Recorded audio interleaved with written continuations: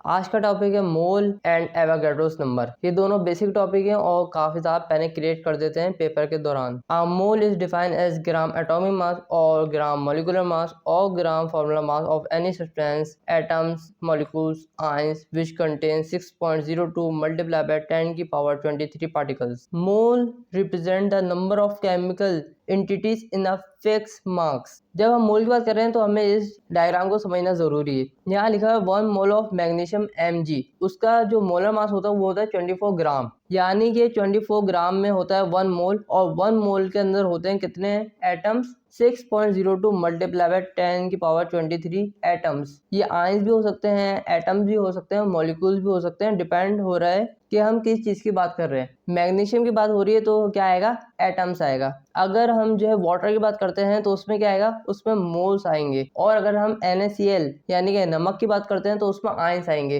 इस तरह हमें जो है खुद अंदाजा लगाना होता है। इसी तरह यहाँ पे जो है कार्बन लेते हैं। अगर 1 मोल ऑफ कार्बन है जिसका ग्राम है 12, तो उसमें कितने एटम्स होंगे? उसमें भी 6.02 10 की पावर 23 एटम्स होंगे। अब एवोगाड्रो नंबर और मोल्स में क्या रिलेशनशिप है? The number of particle present in 1 mole of any substance is called Avogadro numbers. इसको रिप्रेजेंट करने के लिए Na लिखते हैं and its numerical value is 6.02 multiply by 10 की power 23। Particles means atoms, molecules और ions depend on the object. Molar mass, the mass in gram of 1 mole of any pure substance is known as molar mass. यानी कि मास जो है हम ग्राम में ले रहे हैं और एक मोल के अंदर जितना हम मास ले रहे हैं ग्राम में उसको हम मोलर मास कहते हैं। हम मॉलिक्यूलर मास भी कह सकते हैं, फॉर्मूला मास भी कह सकते हैं और मोलर मास भी कह सकते हैं। और जो यूनिट होता है मोलर मास का वो होता है ग्राम पर मोल।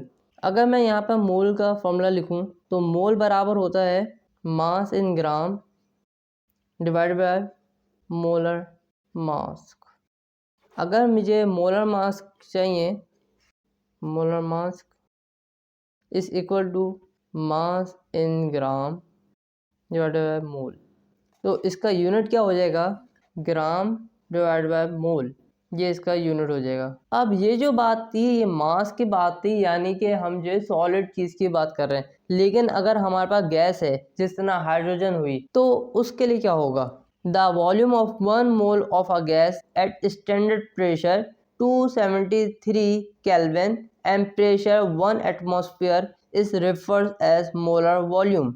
ये मोलर मास था और ये है molar volume. Standard temperature pressure होता है ये 273 के एंड 1 एटमॉस्फेयर। ये जो है MCQs में भी आ सकता है। The molar volume of all ideal gases as standard temperature and pressure is 22.4 dm³। अब जो हमारे पास फॉर्मूला बनता है मोलर वॉल्यूम का वो क्या होगा? Molar mass divided by density. अब जिस तरह यहाँ पे हम डायग्राम देखते हैं कि यहाँ पे हाइड्रोजन गैस है, ऑक्सीजन गैस है, CH4 है, CO2 है।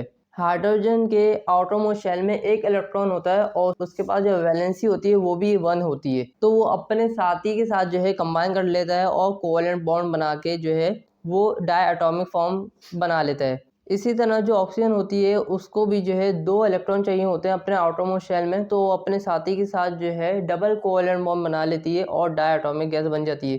इसी तरह जो हमारा कार्बन होता है उसके पास 4 वैलेंस इलेक्ट्रॉन्स चाहिए होते हैं उसको, तो वो 4 हाइड्रोजन के साथ जो है वो बना सकता है और ये मीथेन गैस बन जाती है जो हम लोग आमतौर पर नेचुरल गैस के तौर पर यूज कर रहे होते हैं। और चौथी होती है कार्बन डाइऑक्साइड। लेकिन डिफरेंट मोलर मास के बावजूद भी जो हमारा स्टैंडर्ड टेम्परेचर और प्रेशर है उसकी वजह से जो इनका वॉल्यूम होगा वो सेम रहेगा, 22.4 dm³ भी रहेगा चाहे कोई सी भी गैस हो। और यहाँ पर जो है आपका नंबर ऑफ मोल्स का फॉर्मूला दिया हुआ है। अब ये कुछ न्यूमेरिकल हैं, एक न्यूमेरिकल हम समझ लेते हैं। इसमें कैलकुलेट करना है हमें number of moles in 25.5 gram of sodium metal. Sodium एक मेटल है जो कि 1A ग्रुप से बिलोंग करता है। तो इसका जो हमें ग्राम दिया हुआ है वो मालूम है, मोल्स हमें मालूम करने हैं और इसका मोलर मास जो है हमें पता है जो कि होता है 23। तो हमें गिवन मास पता है, उसको हमने डिवाइड किया 23 से, तो हमें मोल्स जो है आसानी से मिल गए। फॉर्मूला ये है given mass upon molecular mass,